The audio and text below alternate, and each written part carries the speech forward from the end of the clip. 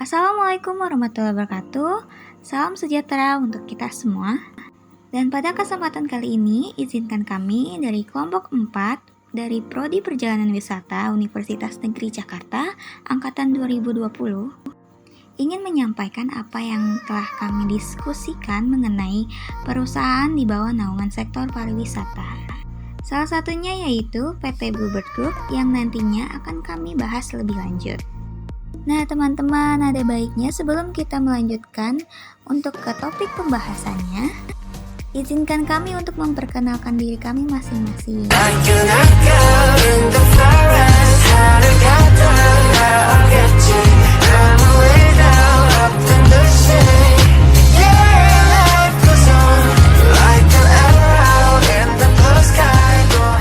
PT Bluebird Group.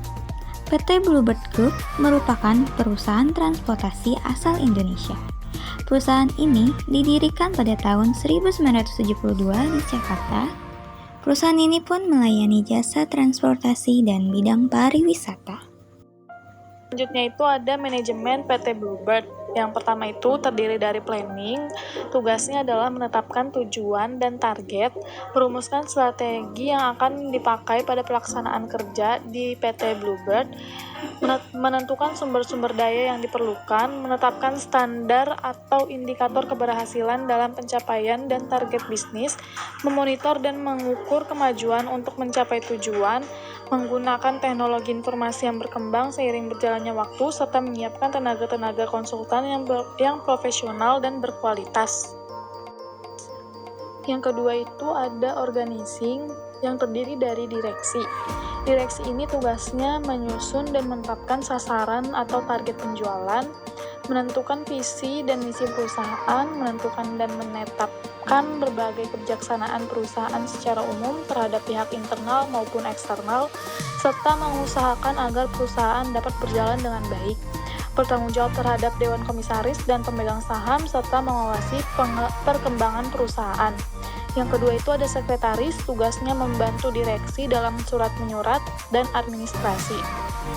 Yang ketiga ada senior audit manager, tugasnya adalah mengawasi aliran cash flow dalam perusahaan dan mengawasi keabsahan data finansial perusahaan. Yang keempat ada VP Sales. Di sini tugasnya adalah mengawasi pelaksanaan berbagai program dan strategi. Selanjutnya ada Senior Business Development Manager. Tugasnya adalah meneliti, mengembangkan dan menerapkan teknologi baru, mengawasi infrastruktur teknologi informasi, mengontrol dan memanajemen utilisasi perangkat lunak. Yang keenam ada VP Operation.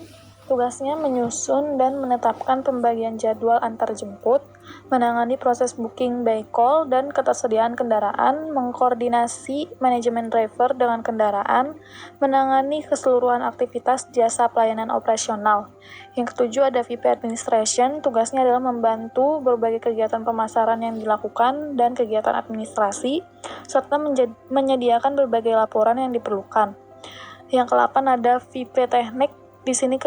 Di sini tugasnya adalah menangani kebutuhan teknis dan spare part kendaraan, mendukung operasional melalui perawatan kendaraan. Yang terakhir ada VP HR NGE. Di sini tugasnya adalah menangani kegiatan personalia dan pengkajian dan bertanggung jawab dalam kegiatan rekrutmen, training, dan lain-lain, serta bertanggung jawab menangani kesejahteraan. Selanjutnya itu ada motivating. Di sini PT Bluebird menjadi perusahaan yang mampu bertahan dan mengedepankan kualitas untuk memastikan kesejahteraan yang berkelanjutan bagi para stakeholder dan dapat tercapainya kepuasan pelanggan, serta mempertahankan diri sebagai pemimpin dasar di setiap kategori.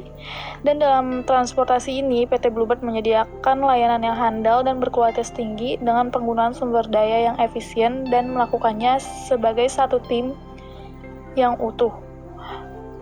Lalu ada staffing. Staffing ini adalah orang yang mengarahkan sekaligus bertanggung jawab di perusahaan, yaitu Dewan Komisaris.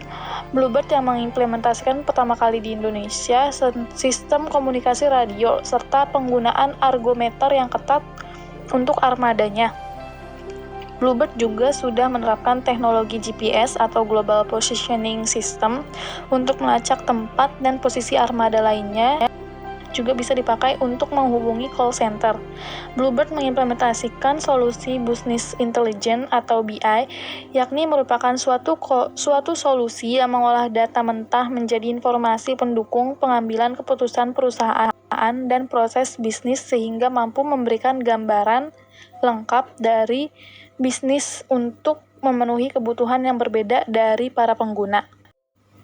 Selanjutnya itu ada controlling. Yang pertama, dalam mengawasi armadanya sehari-hari, pemilik perusahaan membutuhkan general manager keberadaan armada Bluebird, sehingga penggunaan bahan bakar tercatat dan diperhitungkan dengan akurat. Dalam memelihara loyalitas pelanggannya, Bluebird menyediakan kredit voucher yang digunakan tidak untuk corporate saja, namun juga digunakan untuk perorangan. Yang kedua, pihak Bluebird mengadakan upgrading kepada para karyawannya agar meningkatkan layanan yang berkualitas dan nyaman untuk mempertahankan pelanggan. Dan untuk menjamin hal tersebut, pihak Bluebird sering menggunakan penumpang yang diminta untuk menguji driver. Yang ketiga, ada training yang perlu dilakukan di PT Bluebird. Training ini dilakukan karena image baik atau buruknya perusahaan adalah drivernya. Jadi para pengemudi dilatih secara khusus agar memberikan layanan yang terbaik. Dewan Komisaris melakukan pengawasan atas jalannya usaha perusahaan dan memberikan masukan kepada para direktur. Saya Nafibrul Alam. Saya akan melanjutkan penjelasan dari teman saya mengenai planning dari PT Bluebird. Yang pertama, PT Bluebird berencana menambah biaya belanja. Manajemen Bluebird menyebutkan sebesar 70% sumber pendanaan belanja modal berasal dari pinjaman perbankan, sementara sisanya 30% berasal dari kas internal. Sepanjang tahun ini, PT Bluebird terbuka menggelontorkan dana belanja modal atau capital expenditure atau disebut CAPEX sebesar 1,5 triliun. Hingga kini realisasinya baru setara 40% dari total alokasi dana CAPEX. Lalu yang kedua, PT Bluebird berencana memodifikasi 4.000 kendaraan operasional. Tahun ini, Bird berniat meremajakan sebanyak 4.000 unit kendaraan operasional sampai Juni 2019. Tercatat sebanyak 1.500 kendaraan yang sudah diganti oleh kendaraan jenis multi-purpose vehicle atau disebut MPV. Manajemen Bluebird memang ingin mengganti model Toyota Avanza Transmover dan sebagian kecil Honda Mobilio.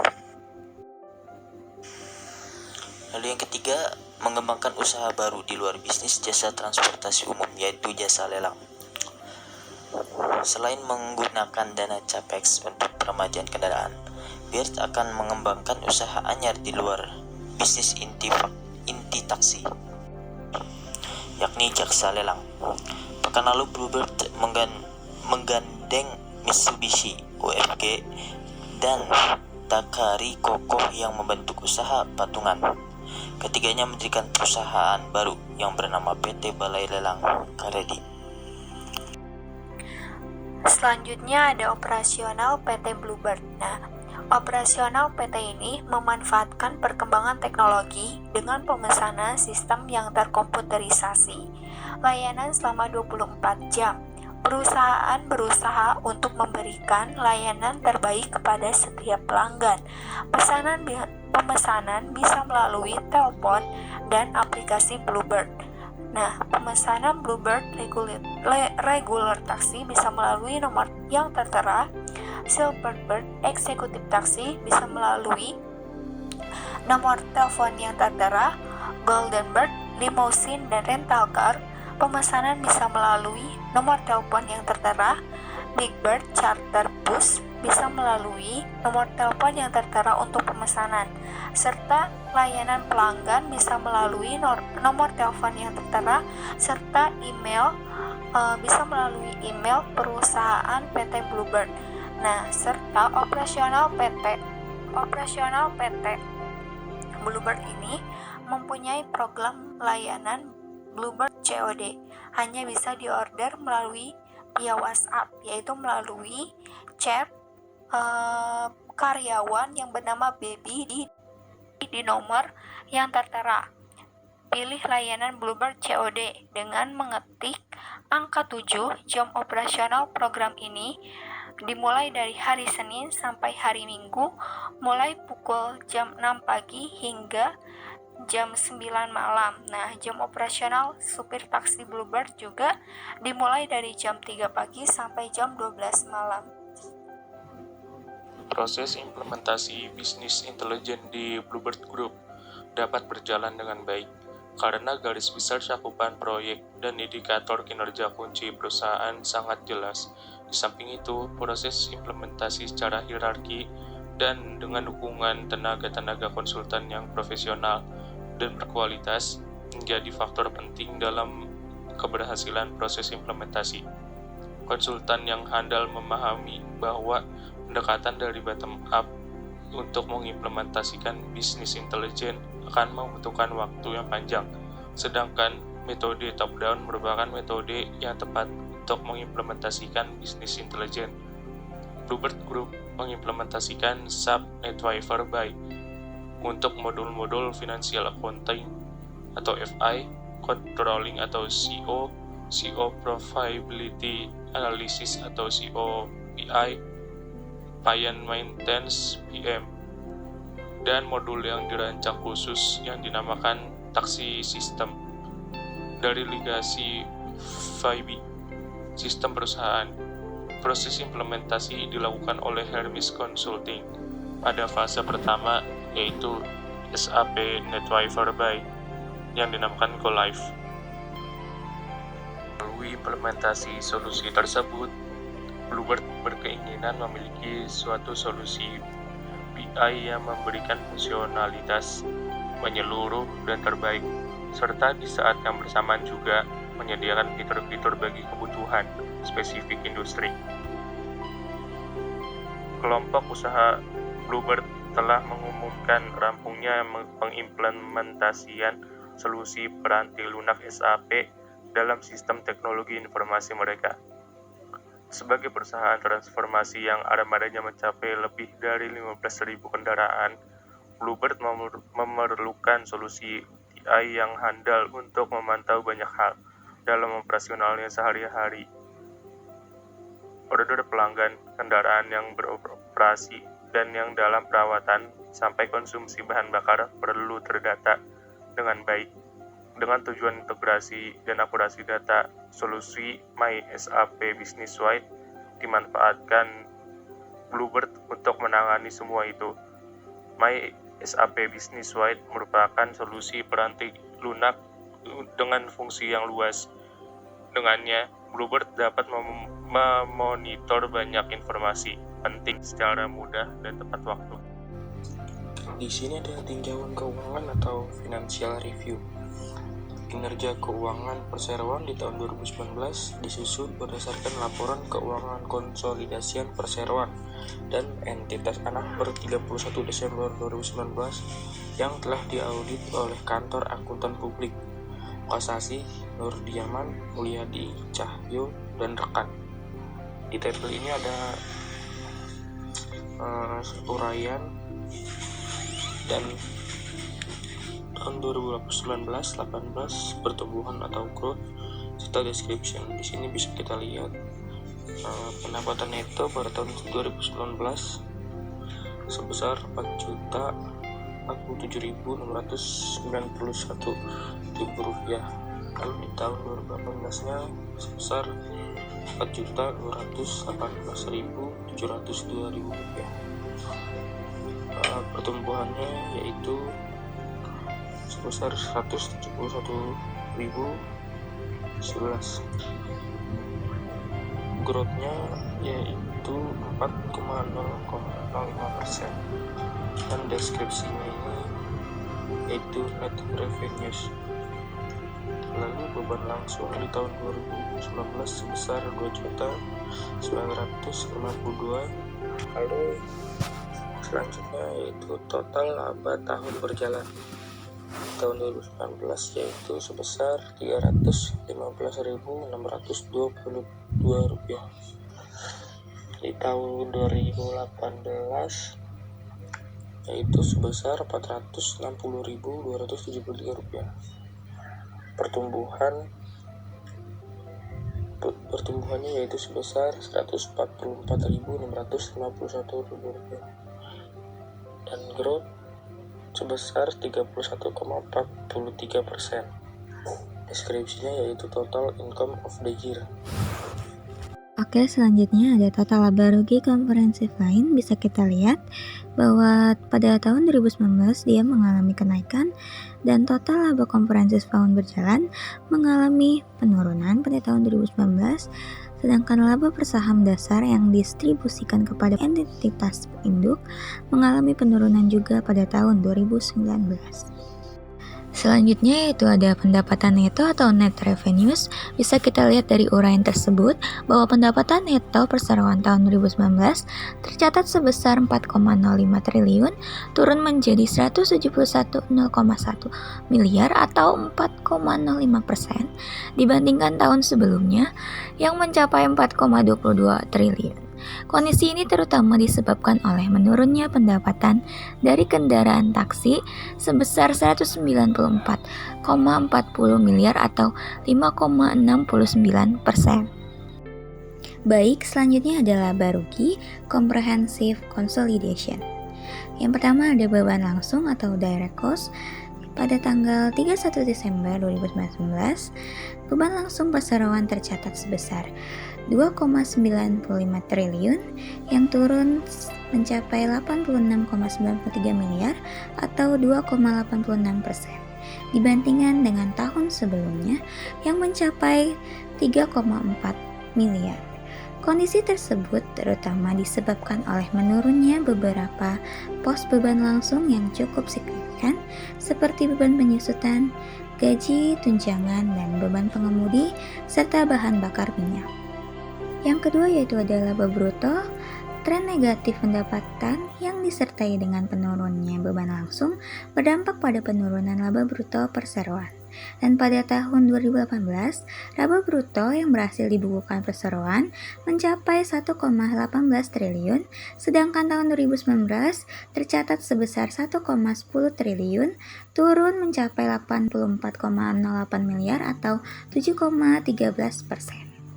Yang ketiga ada beban usaha atau operating expense. Beban usaha perseroan di tahun 2019 mencapai 723,52 miliar, naik menjadi 102,22 miliar atau 16,45% dari tahun 2018 sebesar 621,30 miliar. Kenaikan ini terutama dipengaruhi oleh peningkatan remunerasi sebesar 47,29 miliar atau 20,48% serta sewa dan pemeliharaan sebesar 32,41 miliar atau 40,69%. Dan yang keempat adalah laba usaha. Kenaikan beban usaha berdampak pada menurunnya laba usaha. Dan pada tahun 2019, laba usaha perseroan tercatat sebesar 371,95 miliar, turun menjadi 186,30 miliar atau setara 33,37% dibandingkan tahun sebelumnya, yang mencapai 558,25 miliar. Selanjutnya yaitu ada posisi keuangan consolidation atau consolidated financial position. Yang pertama ada total aset, dan pada tahun 2019 total aset yang dimiliki perseroan mencapai 7,42 miliar, naik menjadi 469,15 miliar atau setara 6,75% dibandingkan dengan tahun sebelumnya yang tercatat sebesar 6,96 triliun. Kondisi ini sejalan dengan peningkatan aset yang tidak lancar perseroan sebesar 602,14 miliar atau 10,23%. Yang kedua ada total liabilitas, yaitu total liabilitas perseroan di tahun 2019 mencapai 2,02 triliun, naik menjadi 326,21 miliar atau setara 19,30% dibandingkan dengan tahun 2018 sebesar 1,69 triliun.